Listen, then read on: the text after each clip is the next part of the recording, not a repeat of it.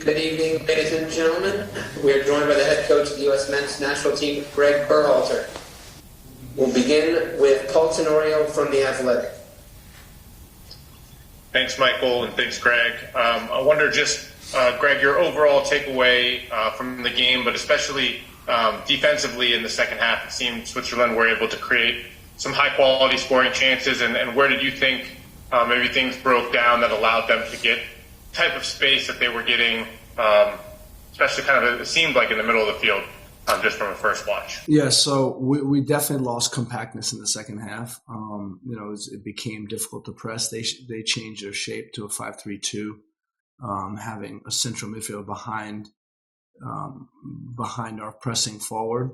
And we didn't really solve that well, I didn't think. And, it started to open up space, gave them time on the ball, forced our back line to move back a little bit, and that created even more space in midfield. When they drop one of the strikers down, also, they start creating numbers there that we didn't do the best job of dealing with.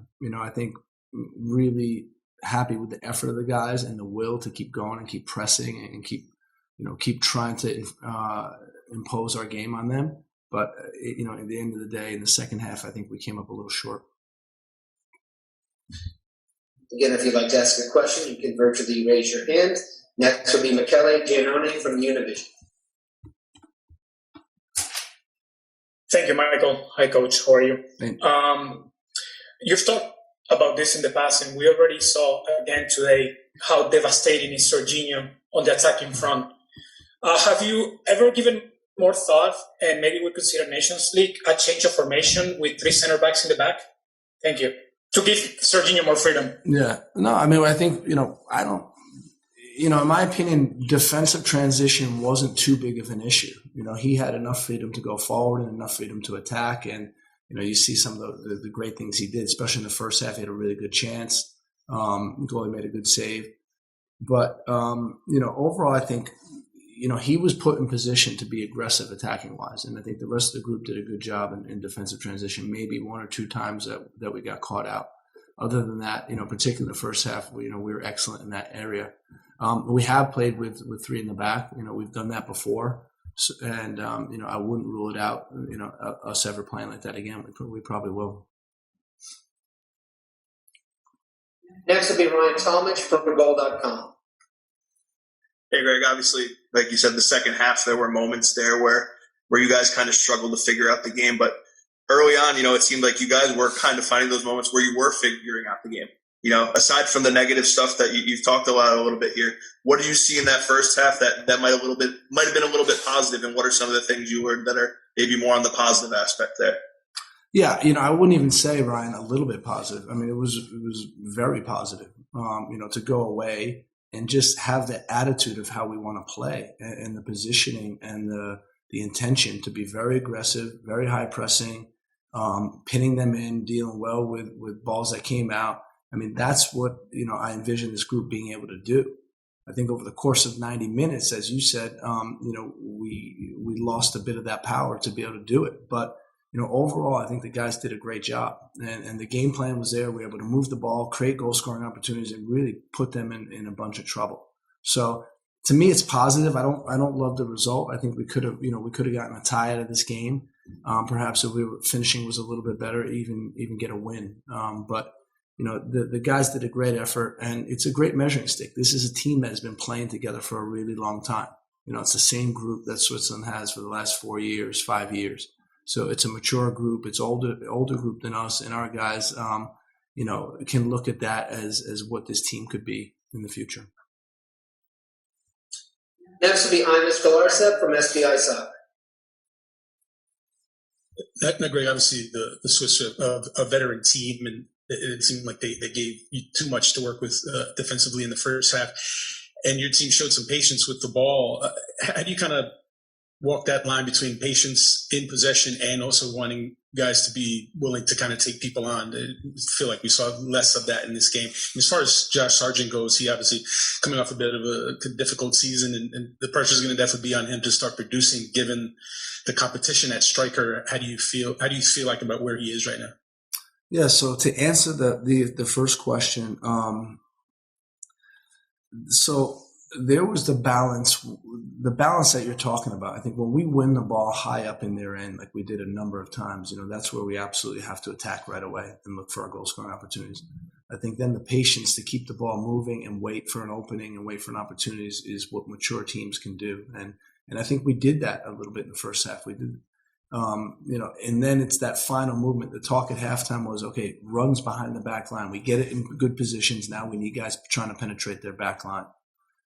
Regarding Josh, I think that, he had a game where he was, he gave everything he got. He battled. I think he played a good game, save for scoring a goal, because that's what we want our forwards to do. But other than that, very active, very committed, and, I think he had a good game.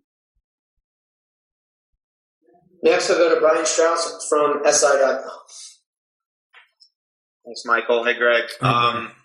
Just curious what the plans are for Christian and Zach, and sort of were you looking today for reasons not to have to play, certainly Christian, against Honduras?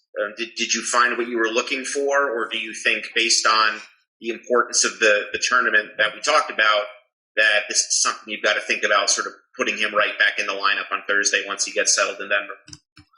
Well, I don't think it's a question of what happened tonight related to if Christian plays or not. I mean, you try to tell Christian that he's not playing on Thursday, and that's going to be a very difficult one. Coming off of winning the Champions League, coming in the game, making an impact in that game, he's ready to go, and it would be very hard to keep him out of the lineup.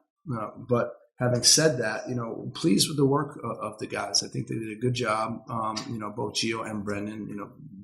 Brendan in particular just is relentless with his running and his working, and created some chances. Gio had a couple of good crosses that were dangerous as well. Also very happy with his work rate. I think right before he came out, he made a couple of runs behind the back line that were dangerous. Was getting some diagonals that he could have made something with. So overall, those guys did a good job, and we're looking forward to recovering and getting ready for Honduras. Next will be Ron Blum from the Associated Press.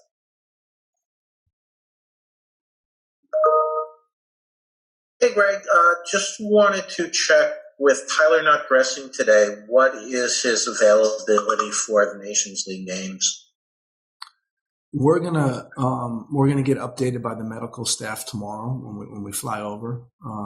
It's too early to tell right now.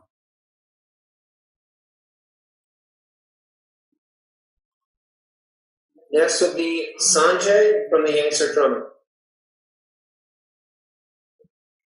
Thanks, Michael. Thanks, Greg.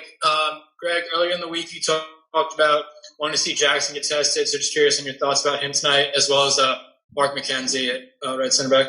Thanks. Yeah, so I think it was an interesting game for Jackson. You could see that he gave Shaqiri a difficult time with his movement, and he opened up and got the ball in some good positions. There were a couple times that he lost the ball, but he was feeling the game out. I think his diagonal passing could have been a little bit sharper, but overall pleased with his effort, and it was great to see him compete in that game. Mark, I thought did an excellent job. Won a number of duels, was steady, nothing troubled him behind the back line. Aggressive, stepping forward in front of the forward to win balls. The only thing I would be somewhat critical is maintaining compactness and having him help the line keep moving up so that the space doesn't open up. But other than that, really happy with him. Next will be Jose Rodriguez from Deportes Total. Thank you, Michael.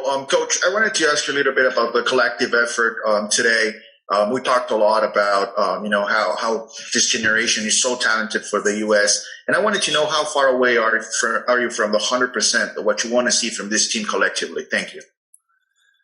Yeah, it's a good question. I think when you see the group and you see the potential this group has, and you see how they can come here without fear and really take the game to Switzerland, it says a lot about, this generation of players.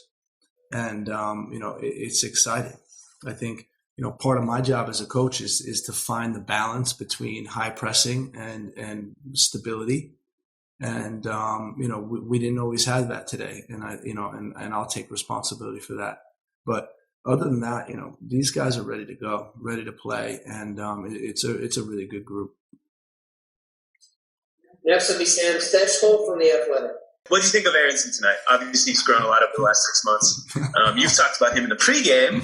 I don't think you were asked about him earlier in this press conference. Okay. But, yeah, what did you think of him?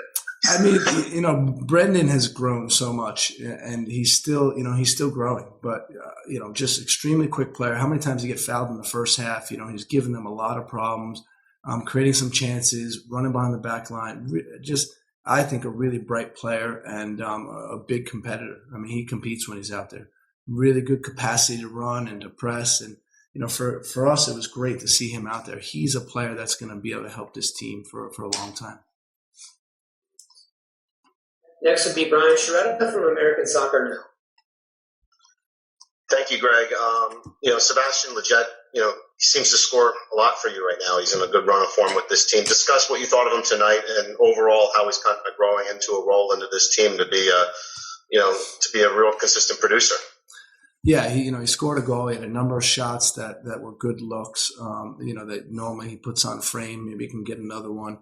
But he's another one who just does his job. He's very secure on the ball. He works. He puts his head down. When you have enough of those guys, given that type of effort, you're always going to be in games. And then you have, special plays that happen that win you games. But he's a guy that, really happy with his performance, happy how he's contributed with his team over the last couple of years. Our last question for Greg will come from Nico Conter from CBS Sports. Hey, Greg, Michael, how are you guys? How you doing, Nico?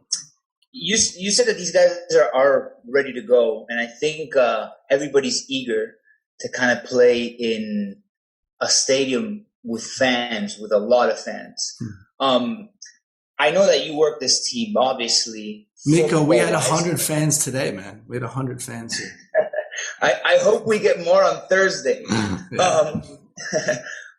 There's an emotional component to all of this too. And it's not only, I think the players are eager to see the fans, but the fans are also super eager to see this team. What's that been like in camp? Have you guys been talking about that, kind of looking forward to this tournament and what it means finally to play for some silver, for real points? Yeah, these guys are growing, and the opportunity to play in front of fans and compete for a trophy is what we're looking for. And it's going to be a great feeling. It's been a long year for these guys, and now to know that you're a game away, a win away from the final, and then hopefully playing the final and have a great game. I mean, this is what this group is looking for, and it's going to be a challenging tournament, no question. But we're really looking forward to it.